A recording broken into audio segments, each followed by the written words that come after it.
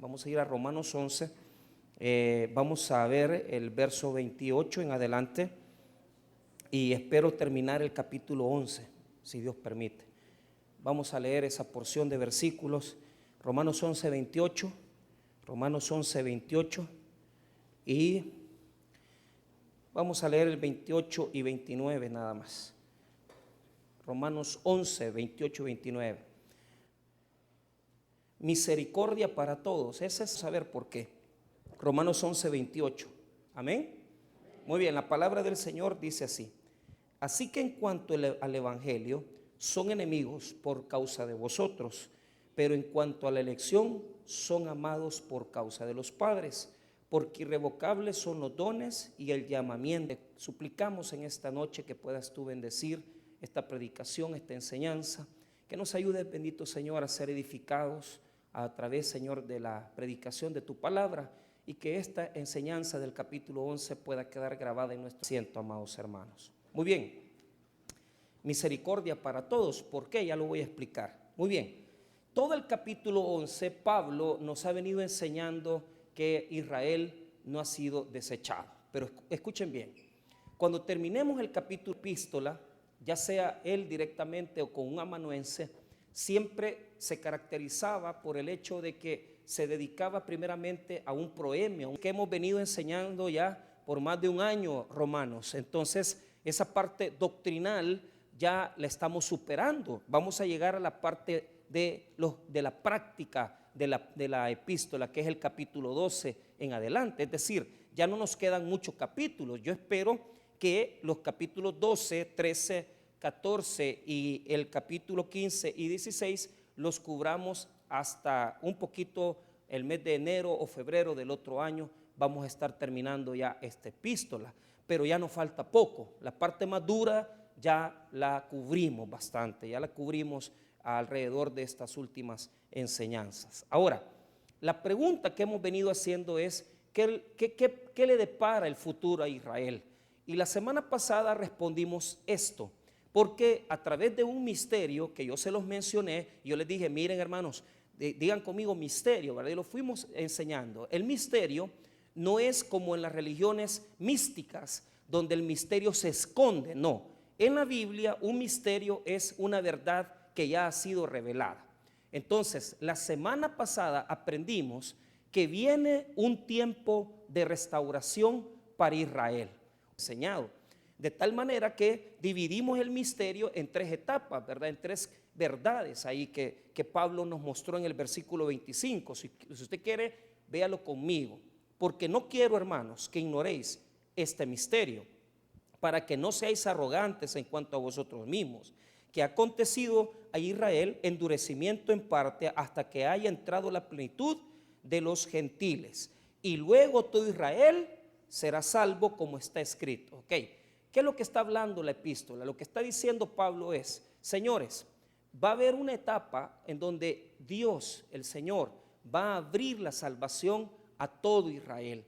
Ahora, cuando dice la declaración del verso 26, todo Israel será salvo, no se está refiriendo a que es decir, aquellos escogidos de Israel que han conocido a Jesucristo y que ya son escogidos de parte de Dios, que van a estar en esa etapa final de la historia. ¿Se acuerda que estuvimos hablando que los tiempos son difíciles? Entonces, una vez que se llegue a la plenitud de los gentiles, diga conmigo la plenitud de los gentiles. ¿Qué es eso? Lo traducimos eso del griego al español. Cuando se llegue a la totalidad del pueblo que Dios quiere, de los gentiles, un número específico que está en la mente de Dios, que nosotros no lo conocemos, en ese momento va a abrirse un camino de salvación para los judíos. Entonces, no es que no se están salvando hoy, simplemente se salvan, pero los que se están salvando son pocos, porque hay un endurecimiento de su corazón, porque hay no solamente un... Entonces, los pocos judíos que entran son un remanente pequeño, como lo hemos dicho y lo hemos repetido hasta el cansancio. Cuando pase la plenitud de los gentiles, cuando se dé esa cantidad de gente que Dios ya tiene, Dios va a abrir una puerta más para Israel, una oportunidad nueva para que sean salvos. Amén, hermanos míos. Eso nos quedó claro. Ahora, ¿cómo lo presenta Pablo? A través de unos textos de Isaías que leímos la semana pasada. Hablan de un libertador que es Jesucristo. Es decir, lo que nos está diciendo Pablo es que Israel se va a convertir a Jesucristo en ese tiempo final, en esa manifestación plena de Jesús, que nosotros entendemos que es cuando Él venga. En ese momento Israel va a creer. Pero lo que sucede es que en este momento todavía hay ceguera de parte de sus corazones. Muy bien, ahora veamos esta última porción de versículos. Lo he dividido en 3 etapas diferentes. Primero, del versículo 28 hasta el versículo 29, yo le he llamado, fíjese bien, la enemistad y el amor. La enemistad y el amor. Es tremendo eso, ese versículo 28 y 29. Diga conmigo, enemistad y amor. 2 cosas contrapuestas totalmente. Del verso 30 hasta el verso 32 tenemos la desobediencia y la misericordia. Diga conmigo, desobediencia y misericordia. Tremendo también. O sea, a mí me ha parecido este estudio algo revelador, algo precioso a mi corazón. Yo lo he aprendido mucho esto y me ha gustado bastante. Del 30 al 32. Y del 33 al 36, que es donde yo creo que no vamos a lograr cubrir, está una acción de gracia. Ese es un himno. Uno le dicen himno, otros poemas, pero del 33 al 36 es un poema de conclusión de toda la parte doctrinal. Es decir, el final con un cierre de oro precioso, un himno lindo que habla de la grandeza de Dios y de su sabiduría. Entonces, volvemos nuevamente a repetir, del verso 28 al 29, la enemistad y amor. Del verso 30 al 32 tenemos la desobediencia y misericordia, apúntelo. Del verso 33 al 36, himno final de la parte doctrinal de la epístola. Muy bien, aprendamos entonces la primera etapa, la enemistad y el amor. Vuelva a decir conmigo, enemistad y amor. Muy bien, esto a mí me ha parecido tremendo. ¿Por qué? Porque el verso 28 y 29 nos enseña que Dios puede mantener un trato con el ser humano a pesar que está en rebelión con Él. Fíjese que esto es interesante para mí, porque cuando nosotros pensamos en aquellos que están siendo rebeldes con Dios, uno dice, ay, déjalo que Dios trate con él, si ni Dios lo quiere. Fíjese que yo he aprendido algo y les quiero dejar esto como lección, los que ya somos papás. Cuando un padre o una madre se preocupa por un hijo, no es que lo ame más, sino que hay hijos que necesitan más amor porque son más rebeldes. Entonces a nosotros nos pasa que nos encontramos a veces con hijos que dicen, es que mamá, papá, usted ama más o quiere más a mi hermano, y tal vez ese hermano es el peor de los dos porque es el que más mal se porta. Pero ¿sabes cuál es el problema? Que cuando nosotros como papás nos preocupamos por uno de nuestros hijos, uno no puede dejar de amarlo, ¿verdad? Que uno no lo puede dejar de amar, hermano. Bueno, por lo menos los que somos un poquito diligentes en eso. Yo entiendo que hay algunos que no han hecho conexión con sus hijos y que ni sus hijos los han hecho conexión con ustedes, pero en realidad uno ama, uno quiere a los hijos que se están portando mal y uno quisiera que no sufrieran, pero los necios les gusta perseverar en la maldad.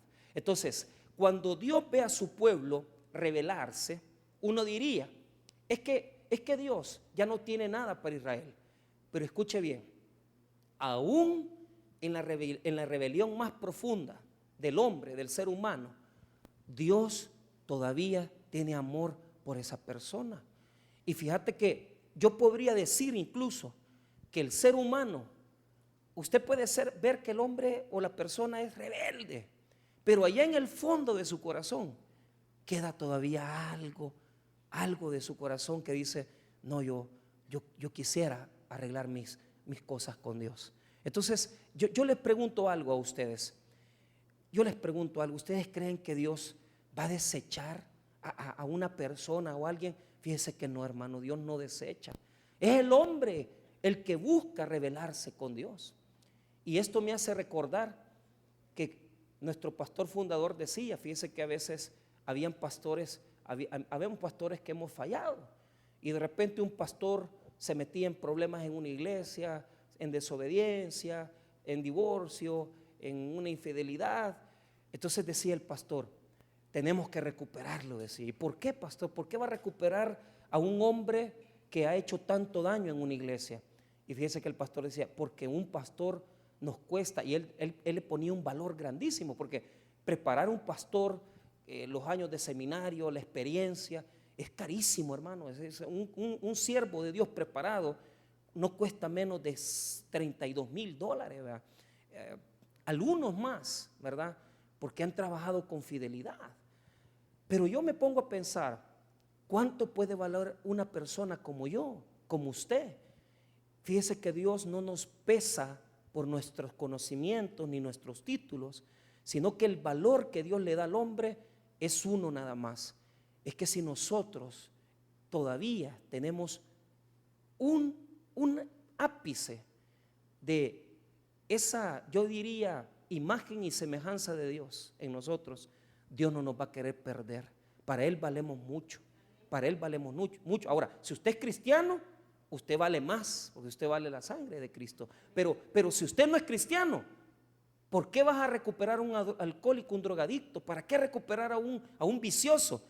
Porque tiene la imagen de Dios, y Dios no va a perder a uno de su creación, porque aún Jesús dice que nosotros valemos más que los pajarillos y que las plantas, y Jesús dice que nuestro valor es incalculable a los ojos de Dios. Entonces, si usted está en esta noche, usted no tiene a Cristo, usted no ande diciendo, es que yo no valgo nada. Usted vale mucho para Dios, y Dios no quiere que usted se pierda, y Dios no quiere que usted sea drogadicto, y Dios no quiere que usted se pierda en alcoholismo. Pero usted quiere perderse, usted quiere desobedecer, usted quiere rebelarse.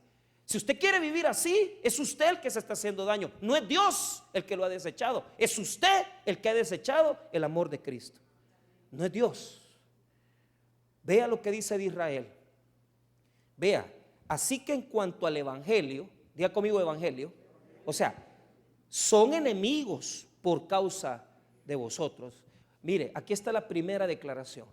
A causa del evangelio, los judíos son enemigos ¿de quién? De Dios. ¿Por qué? ¿Por qué son enemigos los judíos a causa del evangelio? Porque mataron, porque llevaron a Jesucristo a la cruz, desecharon al Hijo de Dios. Entonces, por una parte, son enemigos de Dios, porque Cristo para ellos es tropiezo, amén. Para Cristo para ellos es ceguera. Para ellos Cristo no es Dios, es un profeta. Entonces Israel tiene varias puertas de candado que no le permiten entrar al conocimiento de Jesucristo. Y usted diría, son enemigos de Dios. ¿Qué puede hacer usted con su enemigo? Lo que yo haría si yo fuera Dios, yo destruiría a mis enemigos, mataría a los que me caen mal, destruiría a los rebeldes. Pero ese es un Dios equivocado. Muchos andamos predicando ese Dios que le decimos a la gente, es que mire, Dios lo va a matar a usted, Dios lo va a destruir. Cálmese, hombre. Cada uno tiene tratos con Dios, y usted no conoce los tratos que Dios tiene con esa persona. Entonces, ¿cómo se lo demuestro? Se lo demuestro a través de Israel, que a pesar que Israel se ha vuelto enemigo de Jesucristo, porque han rechazado a Jesús, y en ese sentido se han vuelto enemigos de Dios. Mire lo que dice el versículo, hermano. Mire lo que dice después del punto y coma. Pero, diga conmigo, pero en cuanto a la elección, son amados por causa de los padres. Diga conmigo, Dios ama a su pueblo. O sea, por eso es que uno se queda. ¿Y cómo es eso, pues?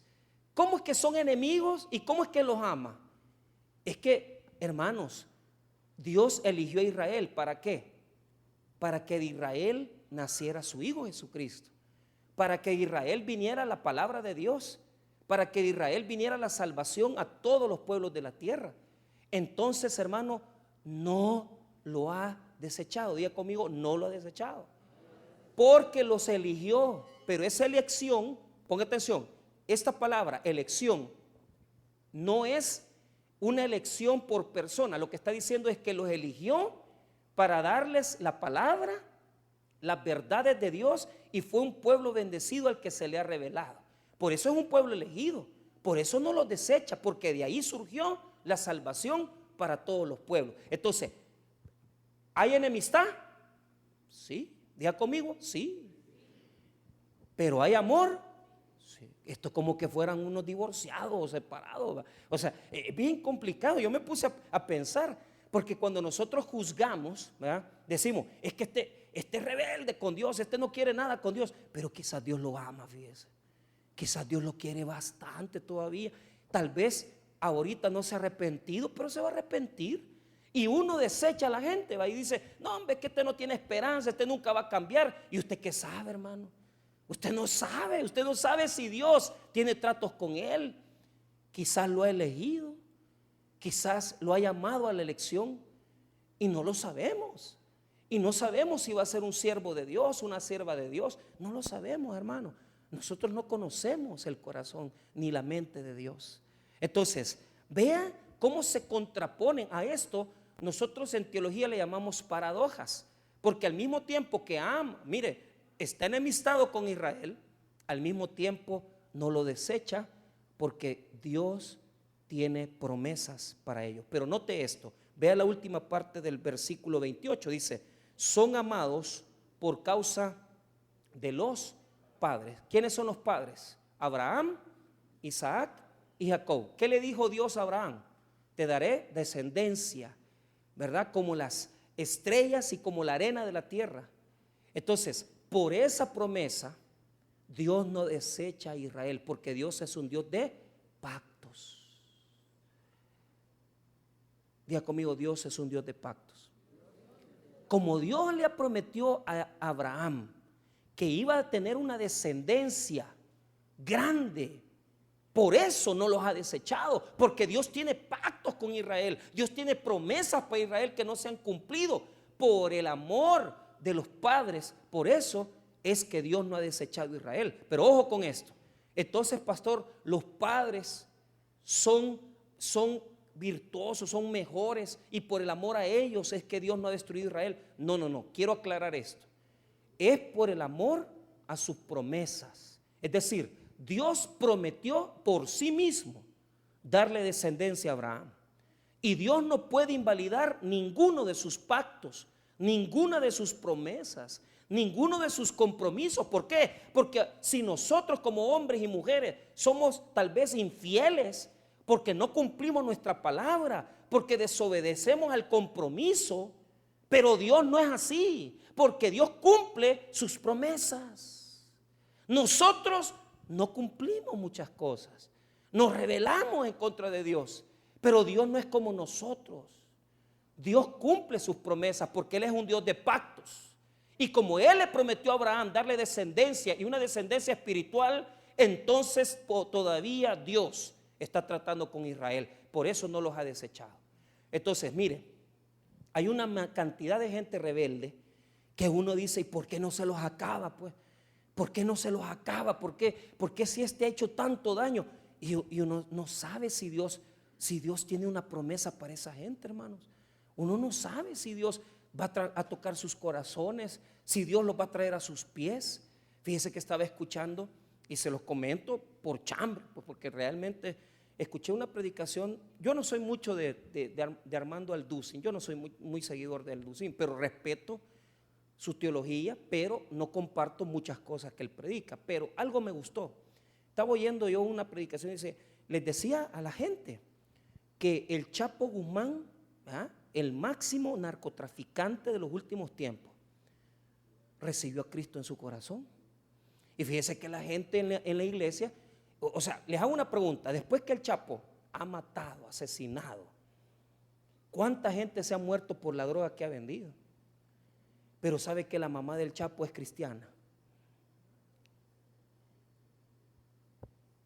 Y fue necesario que encerraran al Chapo en esta tremenda prisión. Y dice Alducin, a él no me diga a mí, yo no soy el chambroso. dígale al Ducín. Entonces, dice al Ducín que hay un capellán que entra a la prisión y que él está ahí con el objeto de predicar. Y fíjese que cuenta el testimonio que el Chapo recibió a Cristo en su corazón. Entonces, yo le quiero decir esto. O sea, yo no soy nadie para juzgar ni meterme en su vida. Pero imagínense ustedes, hermanos, sea certero eso. Porque claro, él no va a salir de ahí. No va a salir de ahí, hermano. No crea que él va a salir. Pero qué bueno si verdaderamente recibió a Cristo, porque fue necesario que lo sacaran. Porque imagínense esa vida de persecución, esa vida de andar huyendo a tanta gente que le ha dado, él ha dañado. Pero les hago yo una pregunta a ustedes que son ya conocedores del Evangelio y de la epístola a los romanos. Si el Chapo se arrepiente de sus pecados y viene a Cristo, ¿creen ustedes que Cristo no tiene misericordia de él? Porque no le mató ningún pariente. Pero el marero que le mató un pariente a usted, el marero que le metió la extorsión, el marero que le metió 2 balazos a su marido. Si acepta a Cristo, ¿usted cree que Dios no lo perdona? Pero duele, ¿verdad?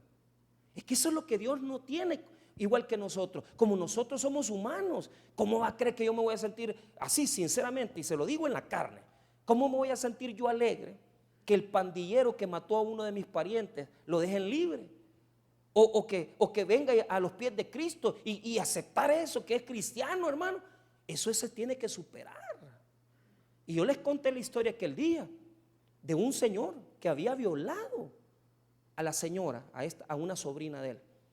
Y fíjese cómo es, que él en Estados Unidos conoció a Cristo y él aceptó a Jesús, pero la sobrina falleció y el Señor vino a El Salvador porque ella estaba aquí de regreso. Y a mí me contó un amigo así, pero con lágrimas, hermano. Yo no le estoy diciendo, no le estoy inventando. Dice que el tío llegó a pedirle perdón a los sobrinos de la señora que había abusado porque él la violó por más de 1 año. Y le decía, perdónenme. Y 2 de los hermanos de él rechazaron el perdón y le dijeron, váyase de aquí. Si no se va, lo vamos a golpear, lo vamos a sacar a patadas. Solo 1 de ellos le perdonó. Es que, hermano, perdonar a un violador. Pero eso es lo que Dios no tiene, hermano. Dios no tiene esos límites. ¿Por qué? Como Él es amor, diga conmigo, Dios es amor. Dios es misericordia. Entonces, cuando una persona tiene un trato con Él, aunque haya sido el peor enemigo, aunque haya blasfemado, haya matado, haya asesinado, si Dios ve que esa persona se arrepiente, lo va a perdonar, porque Él es misericordia y amor para todos los hombres, hermano. Y Él perdona a todo pecador que se arrepienta de sus actos pasados, hermano. No es como el hombre. Las consecuencias las va a pagar, pero Dios lo perdona, hermanos. Y es lo que dice y confirma el 29. Mire lo que dice el 29. O sea, Dios está enemistado con los pecadores, pero tiene amor, porque hay promesas sobre los pecadores. O sea, si se arrepienten, no los destruye, no los mata, tienen paciencia, tiene longanimidad, no los mata, tiene mucha paciencia. Pero el 29 nos confirma que cuando Dios perdona a alguien, diga conmigo, no hay retroceso. O sea, Dios te perdona. Porque para Dios es lo mismo el que ha desobedecido 1 vez o 2 que aquel que ha robado, ha mentido. Dios tiene una tarifa igualitaria para todos. Y este versículo es importante para mí, porque el versículo 29 dice así, mira lo que dice, porque irrevocables son los dones y el llamamiento. Mire bien, y el llamamiento de Dios. Diga conmigo, irrevocables. Esa palabra, irrevocable, es una palabra que significa que no se arrepiente. Diga conmigo, no se arrepiente. La palabra irrevocable está en griego y lo que significa ametamelet es lo siguiente: es que Dios no retira lo que da, Dios no quita lo que nos ha otorgado. Diga conmigo, Dios no nos quita lo que nos ha dado. Ahí estamos totalmente diferentes a las asambleas de Dios y todas las iglesias que reconcilian a la gente, porque si Dios ya te dio algo, no te lo va a quitar. Entonces, si Israel tiene un trato con Dios, Él ya le dio los dones y le dio un llamamiento y no se los va a retirar. Mire, esto encaja perfectamente con aquellos que somos cristianos, pero que no salimos de las desobediencias. Mire, hay tantos cristianos que no hemos las mañas las seguimos teniendo, y hasta que no nos quitemos las mañas, no vamos, hermano, no vamos a conocer la plenitud de la bendición de Dios. Entonces, hay personas que son usadas, diga conmigo, usado, pero no aprobado. Dios te puede usar, pero por misericordia. Pero ser usado y aprobado por Dios es otro nivel. O sea, hay gente que usted dice, ay, Dios lo usa pero no lo aprueba, porque su estilo de vida y su desobediencia no le permite corregir los frutos. Les voy a dar un ejemplo. Yo recuerdo una persona, un cantante, varios, y yo conozco muchos cantantes, ¿va? Por eso es que soy bien selectivo en traer gente aquí, porque la vida de algunos o sea, muchas veces he visto cosas. Tengo años de ser evangélico. Yo me acuerdo uno que invitábamos y a mí me chocó bastante, porque un día se bajó del púlpito y saliendo del culto en un lugar allá que no voy a decir dónde es, porque ahí agarrado de la mano con una cipote de la iglesia. Y yo decía, ¿y cómo es posible si este es el que está? Alaba a Dios, alaba a Dios, y chillando toda la mara, usado, pero no aprobado. ¿Qué quiere decir eso? Que no le está dando Dios la bendición por fructificar en los dones. Dios está usando sus dones, pero no está bendiciéndole porque es desobediente, porque es rebelde. Y le voy a decir algo: mucha gente es usada por Dios, pero no es aprobada por Dios. Los cristianos deberíamos de buscar la aprobación, pero no anhelamos eso, sino que lo que hacemos nosotros, ya salí de la prédica, ya salí de la cantada, ya serví y como que ya estuvo todo, va. Papito, estás viviendo en lo mínimo de comunión con Dios. Así hay mucha gente que Dios los usa, pero no los aprueba. ¿Por qué? Los dones no se los va a quitar. Diga conmigo, los dones no se los va a quitar. No se los va a quitar, Dios los va a usar. Ya se los dio. O sea, aquel que ya haya ido a la prisión se va a dar cuenta de algo. Ahí hay un montón de pastores que están predicando. Solo porque están en Mariona o están allá en San Miguel, Dios les quitó el don de la predicación. No, pueden predicar, ahí están predicando. Lo único que están presos. ¿Por qué? Mire lo que dice el 29. Porque irrevocables son los dones y el llamamiento de Dios. Entonces, dos cosas son las que Dios da y no lo quita. Diga conmigo, Dios da y no quita. Dios no retira lo que da. ¿El qué? Los dones y el llamamiento.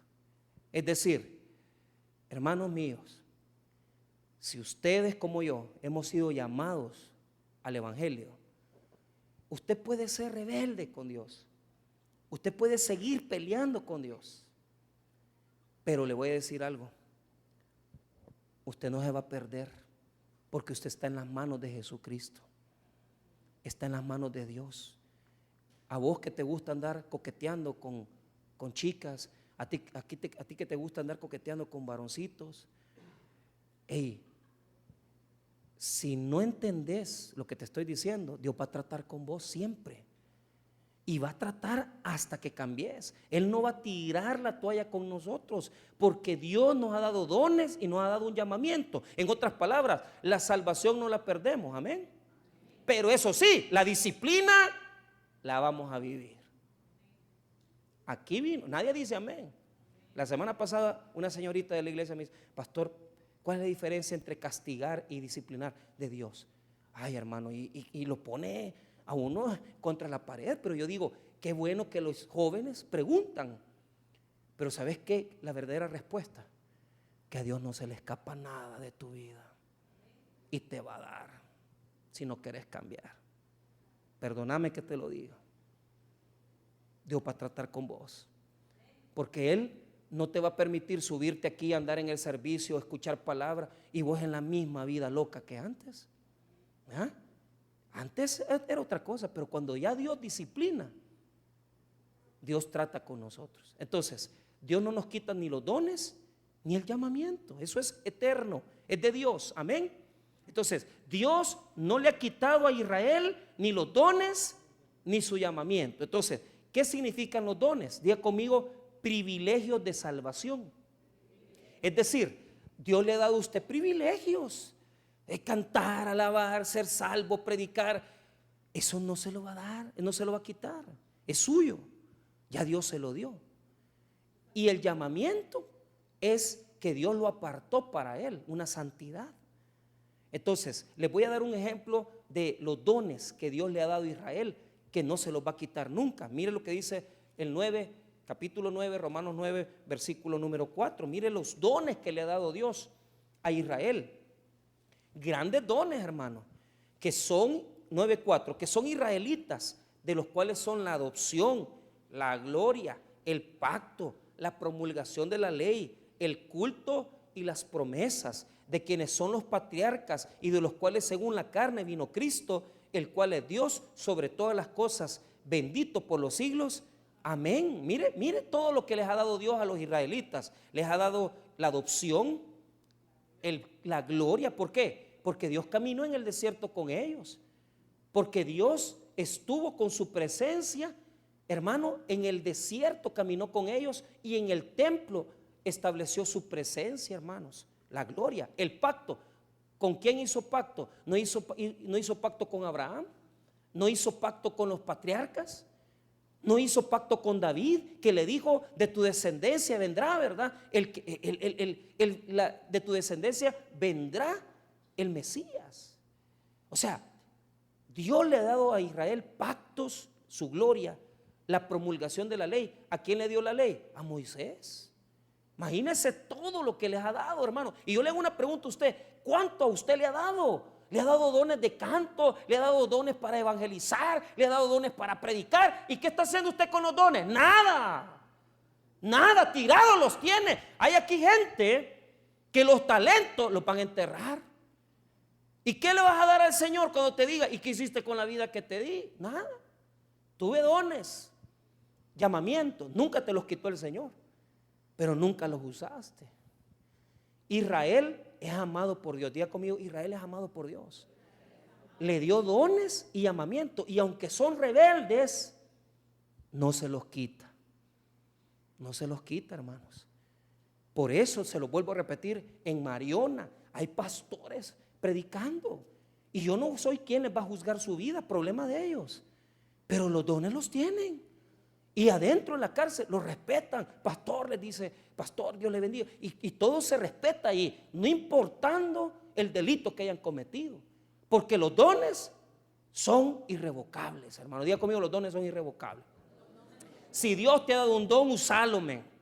Si Dios te ha dado un don, ponelo en práctica. No estés perdiendo el tiempo, porque Dios te lo ha dado a ti para que lo uses. Y nunca te lo va a quitar, es para ti, es para gloria de Dios, es para que lo uses para gloria de su nombre. Yo me ponía a hablar esta tarde con el Señor en una oración y le decía: mira, Señor, toda mi vida he peleado con esta cosa. ¿Cuándo me vas a sacar de esto? Porque a pesar que tengo tantos años de ser creyente, 26 años, todavía hay áreas en mi vida que no están sometidas al Espíritu Santo. Y yo he dicho, no, Señor, ya no quiero esta parte, quiero arreglarla en mi vida, quiero mejorarla. Yo creo, hermano, que si usted está en las cosas de Dios, usted tiene que mejorar y todos tenemos que mejorar. Dejemos ya, hermano, la desobediencia, dejemos las estafas, dejemos las mentiras. Hay tantas cositas chiquititas que no le ponemos atención, pero que somos trampa, hermano, somos trampa, se lo digo sinceramente. Y no deberíamos de ser así, deberíamos de cambiar, arreglar nuestros rollos con Dios, ¿verdad? Para que Dios bendiga nuestra vida. Porque aunque somos necios, Dios nos ama. Y ese amor es el que te va a condenar. Porque si un día le topas la cuerda a Dios, Él puede decir, yo me llevo a este, che, no es mío, pues. No es salvo, pues. Pero no quieres dejar la droga, no quieres dejar las cosas, no quieres dejar la trampa, no quieres servirme. Papito, venite aquí conmigo. Y eso yo lo he visto muchas veces. Yo he visto muchas veces gente que Dios se las ha llevado por rebeldes, porque están en las manos de Dios, pero no entienden. Porque ellos dicen, no, yo ya no tengo nada con el Señor. ¿Cómo no? Si está en las manos de Dios. Porque, hermano, al rebelde Dios lo trata en su mano, no tenés escapatoria. Te vengo a decir a ti que estás aquí sentado, si vos pensás que te le vas a escapar a Dios, no podés. Estás en las manos de Dios, porque Él es el que desgaja el olivo, Él es el que injerta, Él es el que limpia y poda, y Él es el dueño de la salvación. Y nadie le va a poder quitar a nadie a Jesucristo de sus manos, hermano. Somos de Él, le pertenecemos a Él. Por eso es una obligación nuestra arreglar nuestra vida. Arregle su vida, hermano, arregle su testimonio. No juegue con Dios. Todo está en sus manos. Él no va a permitir que el enemigo se lo venga a sacar a usted de sus manos. Él es el que le dio la salvación. Él es el que desgaja, Él es el que injerta, Él es el que poda. Él es el Señor de la viña. Y vos decís, no, yo aquí voy a hacer mi vida lejos de Dios. Yo me voy a ir de la iglesia y porque yo ya no aguanto que me estén diciendo, y yo el pastor y los hermanos, papito, vos no sabes en qué lío te estás metiendo. Te podés apartar de la iglesia, pero nadie te podrá sacar de la mano de Dios. ¿Quién nos separará del amor de Dios? Ese amor es terrible, hermano de Dios. Por ese amor no los mata a los israelitas, y por ese amor los sostiene, y por ese amor tiene misericordia de ellos. Por eso no nos tiene que quedar duda que nadie nos puede separar del amor de Dios. Pero ese amor es corrección, ese amor es bendición también. Pero usted está en las manos de Dios, igual que Israel. Israel es rebelde, pero Dios lo tiene en su mano. Nadie se puede meter ahí, no se meta ahí. Ahora, veamos el 30 y 30, del 30 al 32, desobediencia y misericordia. Amén. Entonces, esto es un recordatorio, diga conmigo, recordatorio para los gentiles. ¿Por qué? Esto también tiene que ser un recuerdo para nosotros. Todos los que estamos aquí, que criticamos a los que andan metidos en pecado o que se han metido en problemas, mire, cállese, no diga nada. Yo quiero que esta iglesia llegue a ser una iglesia fundamentada en la palabra, pero quisiera que sea una iglesia madura también. Pero hay mucha inmadurez en la iglesia, porque criticamos tanto las cosas de pecado y todo. Lo mejor, hermano, es orar por aquella gente que no quiere corregirse. Que Dios trate con ellos, pero andar hablando, andar diciendo, no arregla nada uno. Y lo único que hace, hermano, es provocar más daño en la obra de Dios. Pero le digo algo muy sincero. Propóngase un objetivo. No manche el testimonio de Cristo, no lo manche. Luche. Si no puede, pues usted sabe que es una situación que usted tarde o temprano va a arreglar con Dios. Pero por lo que más quiera, no manche el testimonio de Cristo con su mal testimonio, con mi mal testimonio. Todos tenemos cosas que no son buenas, pero lo malo es cuando la gente habla del evangelio por nosotros. Eso sí, arreglémoslo, hermano. Mire, arreglémoslo, todos aquí, juntémonos y arreglemos para poder no manchar el testimonio de Cristo por nuestro mal testimonio. Ahora, ¿cómo? Mire la misericordia que Dios ha tenido, hermano. Diga conmigo, desobediencia. Esa es la palabra clave de los versículos 30 al 32. Desobediencia. ¿Por qué? ¿Qué nos va a mostrar Pablo? Que tanto gentiles como judíos son iguales en la pecaminosidad. Todos los hombres son iguales en desobediencia, gentiles y judíos. ¿Por qué? Lo que muestra estos versículos es que Dios ha usado misericordia, y la misericordia es para todos los que hemos desobedecido. Diga conmigo, la misericordia es para todos. Mire cómo nos arranca Dios de la desobediencia. Verso 30. Pues como vosotros también en otro tiempo eras desobedientes a Dios. ¿A quién le está diciendo? A los gentiles. Diga conmigo, los gentiles. Ustedes eran desobedientes, les dice. ¿Por qué? Los gentiles vivían en paganismo, adoraban otros dioses. Hermano, los actos de los paganos eran terribles, hermano. Pero de ahí los llamó Dios. Vuelvo a repetir el 30, primera parte.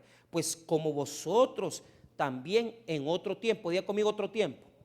¿Qué significa ese tiempo? Tiempo pasado, lo que éramos antes, no ahora, ¿verdad?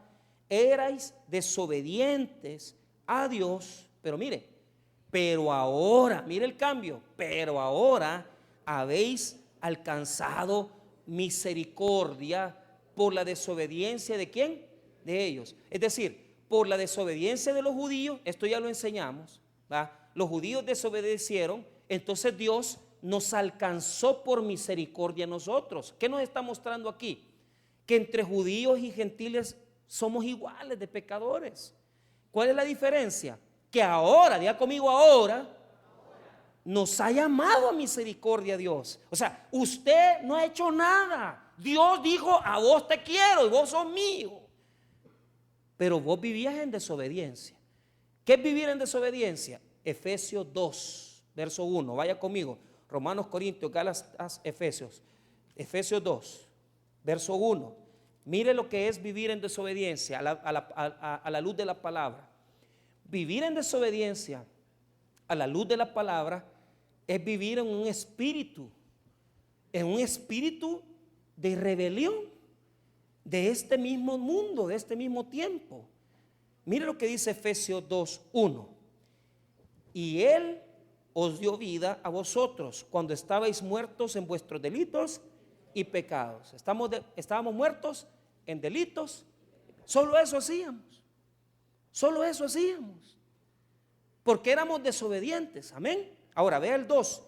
En los cuales anduvisteis en otro tiempo, siguiendo la corriente de este mundo, conforme al príncipe de la potestad del aire, el espíritu que ahora opera en los hijos de desobediencia. Mire, Satanás es el que opera en los hijos de desobediencia, siguiendo la corriente de este mundo. Diga conmigo, la corriente.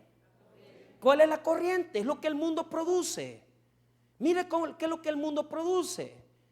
Yo le hago a usted una invitación. Tiene que ser diferente en el perdón, en la humildad. Tenemos que ser diferentes en la obediencia a Dios. Pero si la corriente del mundo, o sea, y yo se lo digo, mire, hay cantidades de personas que viven jugando PlayStation, que viven jugando celulares, o sea, que pasan perdiendo el tiempo en un estilo de vida que los absorbe esto, ¿verdad? Usted no tiene que seguir en esa corriente, hermano. Mire, eso lo va a secar, lo va a vaciar. Salga de la corriente del mundo. Estamos peor que antes. Y mire, ahí vienen con ese virus nuevo del Nipah, ¿va? De la India, que ya es un tema, ¿va? Pero vea cómo está el mundo después de la pandemia. Si nosotros no éramos adictos a esto, pero en pandemia nos volvimos adictos. Y hay gente que no tiene vida por pasar en esto. O sea, tenemos que salir de ahí, porque ese es el espíritu que domina la desobediencia de este mundo. Y si usted como cristiano se quiere adaptar a la corriente del mundo, usted va a vivir igual que los impíos, usted va a vivir igual que todos.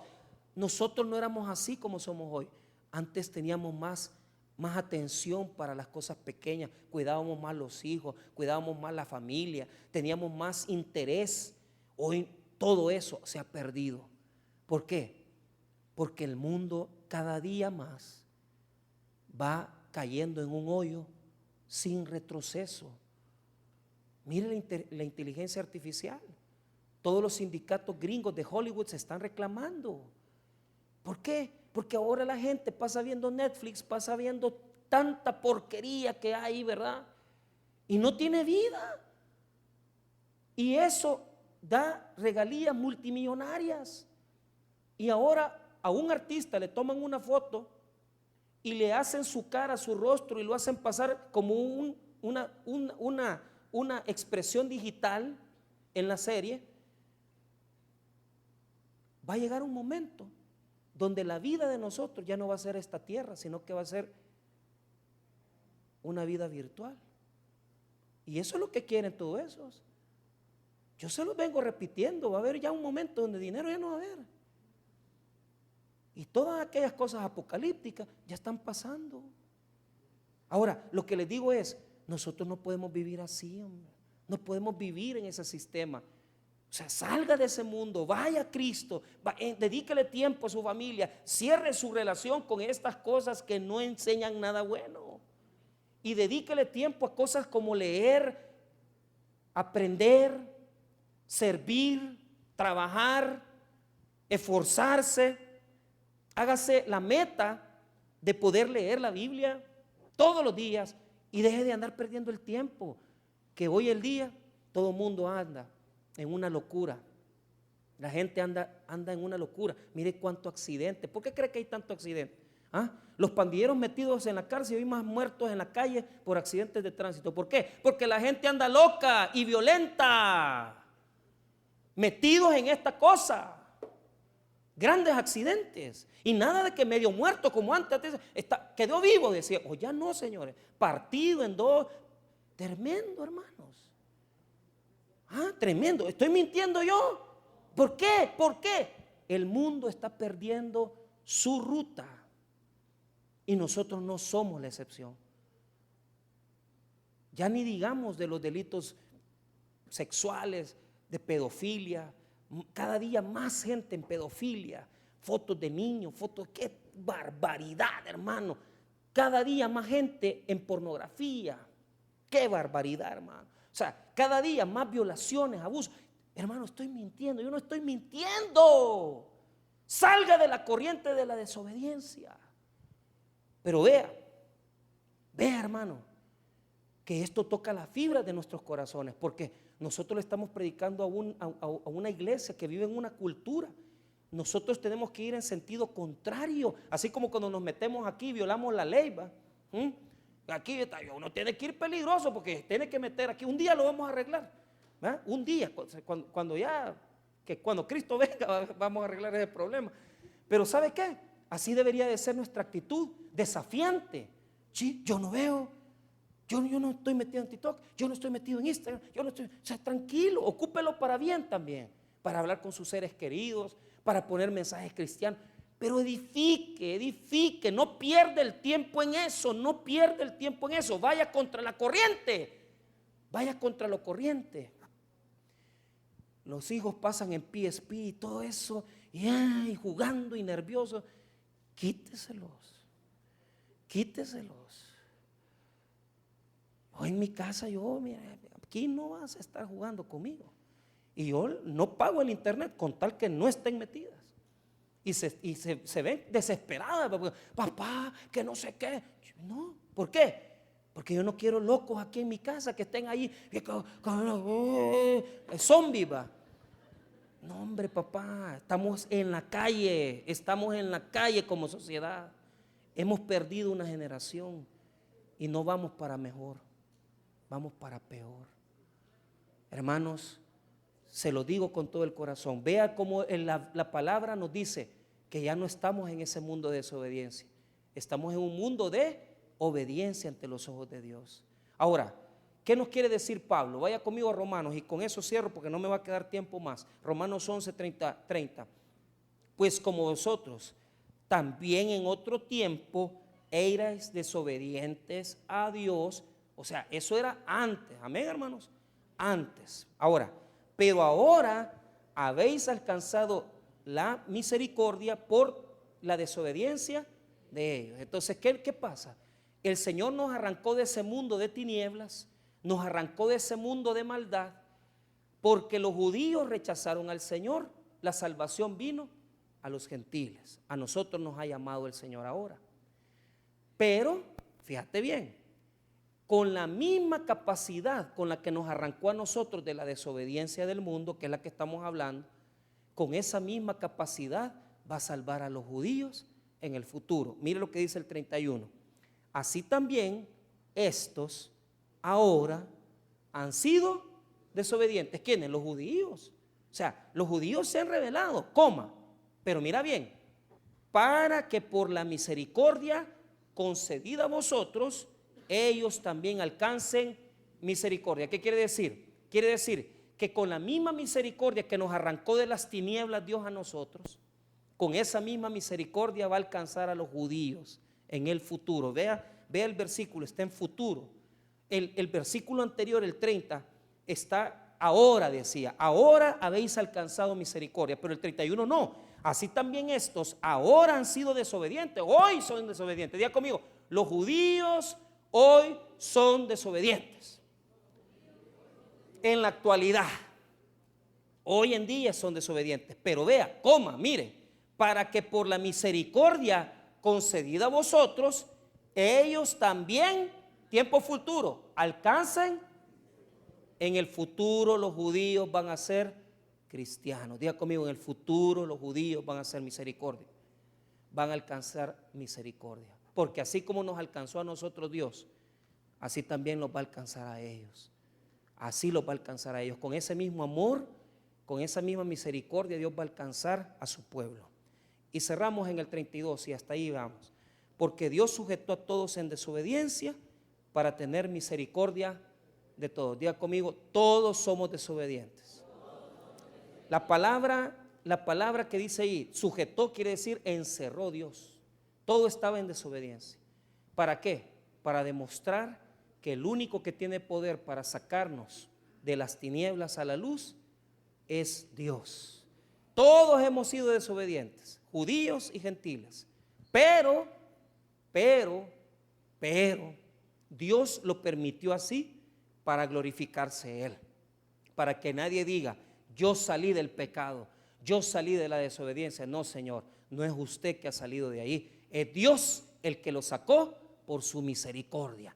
Y entre más desobediente, más drogo, más perdido usted era, más homosexual, más rebelde, Dios más misericordia le dio y lo perdonó y lo ha llamado a su misericordia. Gracias a Dios que entre más malos fuimos, Dios más perdón nos ha dado y más misericordia ha demostrado. Así como perdonó a los gentiles, así va a perdonar a los judíos. Y así Dios cada día tiene misericordia de los que buscan su perdón y su arrepentimiento sinceramente. Busquemos a Dios y salgamos de la desobediencia de este mundo que nos está corrompiendo. Si ya Dios nos liberó, no nos volvamos a atar a esas cadenas de opresión. Vamos a orar, hermanos. Padre, gracias por tu palabra. Gracias por tu misericordia.